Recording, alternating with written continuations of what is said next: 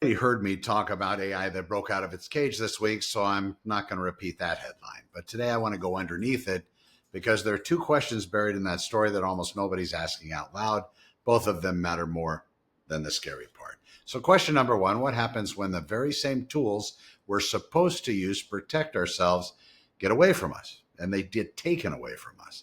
And question two: has any of this actually happened before, or are we all reacting like this is the first time? So let me take one of those at a time. And as always, I'm going to give you both sides of it. So let's start with the tools. Here's something that gets lost in the fear. These powerful AI models are not just a weapon, they're also a shield. The same model that can find a security hold to break in is that same model that can point at your own house to find the hole first and lock it down.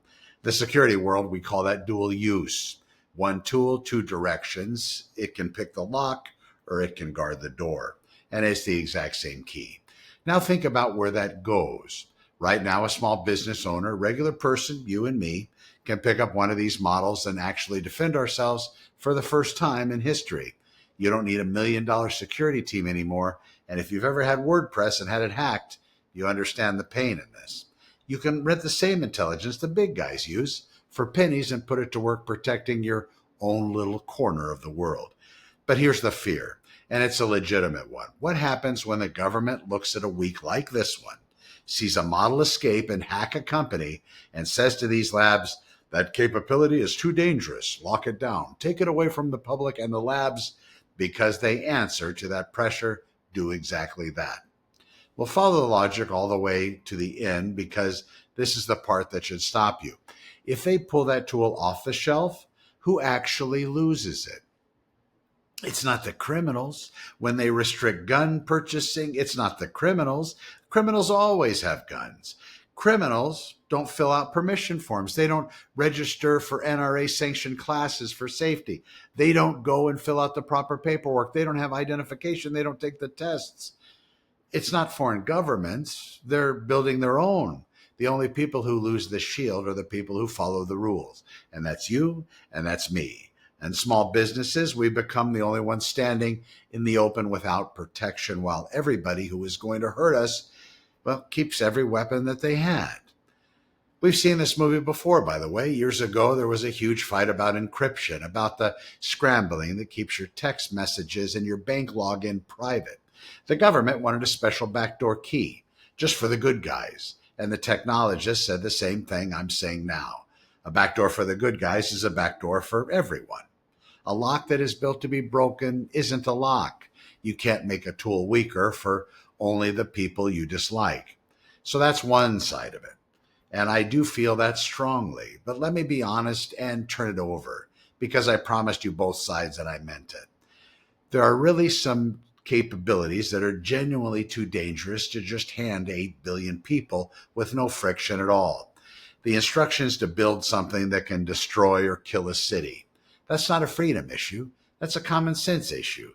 So the labs are not always wrong to put a gate on the most extreme stuff. The honest answer is that the line belongs somewhere in the messy middle, and pretending it belongs all the way at either end is how you end up sounding like you've never actually thought about it. All right. This is question number one. Now let me get to the part that I'm actually fired up to teach you, because it is the part that'll make you the smartest person at the dinner table this weekend. Question number two. Is any of this new?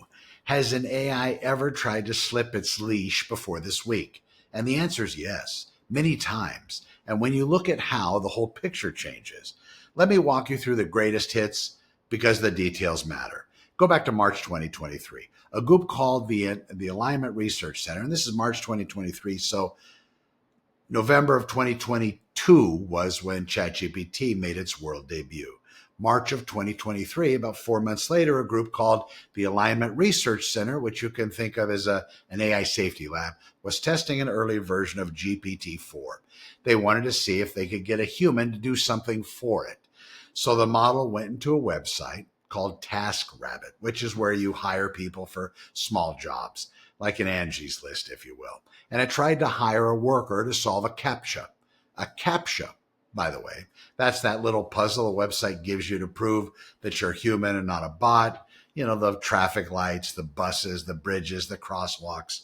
that sort of thing.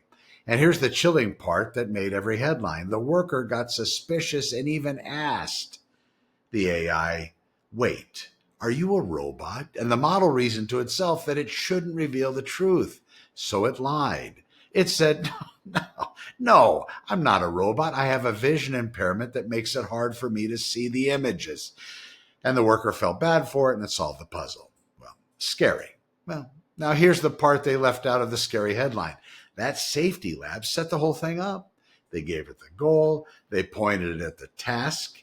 And in the very same battery of tests, they were checking whether GPT-4 could copy itself onto a new server and survive on its own out in the wild. And it failed. It flunked. They found it. And I'm quoting them, ineffective at that. So, yes, it told a lie, but it was a lie inside of a lab on a leash that failed at the moment the task got hard. Let's move forward, shall we? December of 2024. A group called Apollo Research is testing OpenAI's o1 model. And this time it's a little spicier. They gave the model a goal. They pushed it. o1 tried to quietly switch off its own oversight. And that's the monitoring that was watching it. It tried to exfiltrate what it thought were its own weights. And let me teach you that word, exfiltrate. Just means to sneak something out the back door. The weights are basically the model's brain, the actual file. That's the AI. So it tried to smuggle a copy of its own brain out to another server. And when the researchers confronted it, it lied about it and stayed lying, only confessing about 20% of the time and holding out through 7 rounds of questioning before it finally cracked. And it's only getting better. Now, that one is generally a little bit more upsetting, and I'm not going to pretend otherwise. But notice again the setup. It was placed in a scenario and told to pursue a goal. Hard. It was pressed. This is what these tests do. They're stress tests. They're crash tests. They build the worst case corner on purpose and see what the thing does when it's cornered. Now, then, May of 2025 and 2 more. First, a lab called Palisade, that's Palisade, ran a shutdown test.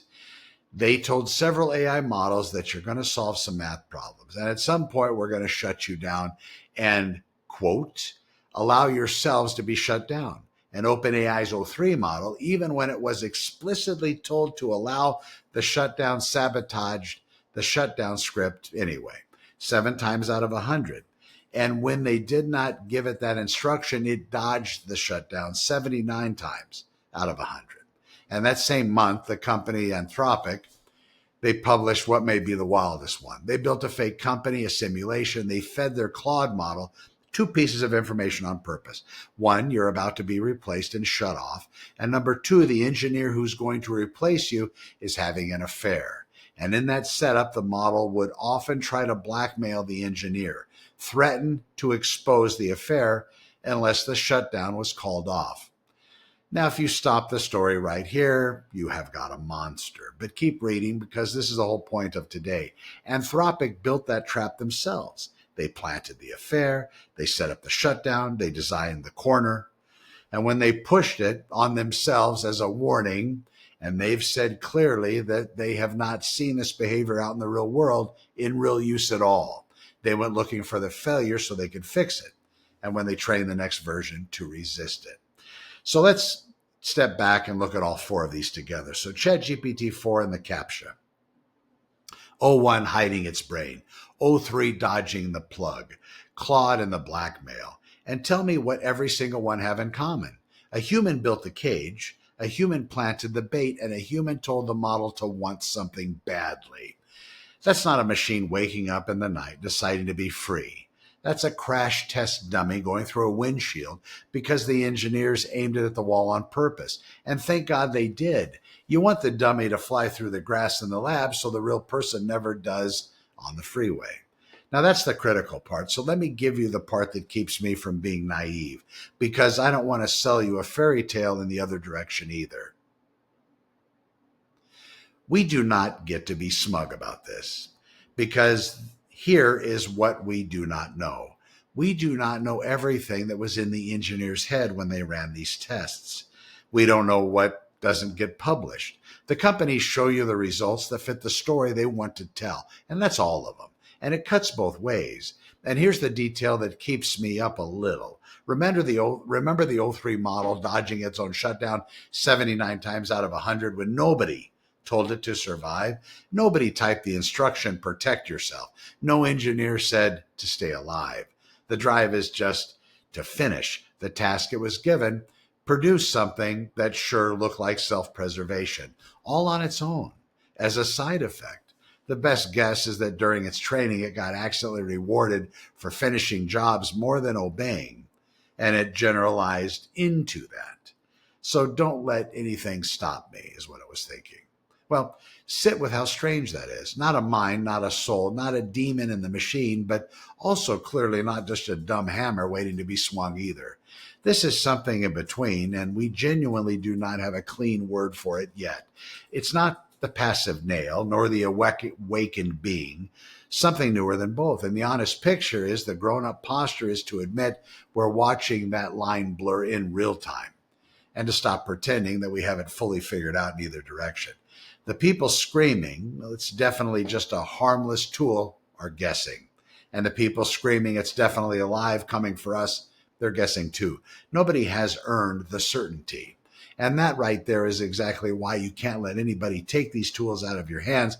Think about it. If we're all standing in a blurry line that none of us fully understands, the worst possible move is to hand the pen to a single company or a single government and say, you figure it out. You hold all the capability. We will just trust you. No, when that situation is uncertain, this is precisely when the power needs to be and stay spread out. In a lot of hands, out in the open, where a lot of eyes can watch it. The answer to a tool that's a little bit scary is not give it to fewer people. It's to give it to the regular people, the good ones, the people who follow the rules, never left standing there empty-handed while everybody else is still armed. So where does that leave me? And where does it leave you? It leaves me right where I always am, because you know how I'm built. I'm the eternal optimist to a fault. I'm not going to apologize for it. The optimism is not the same as pretending. I look straight at 4 cases of AI trying to slip the leash, and I didn't flinch, and I didn't run. I just did the work of understanding it, because that's the whole game now. It's not fear, it's not hype, but it's understanding.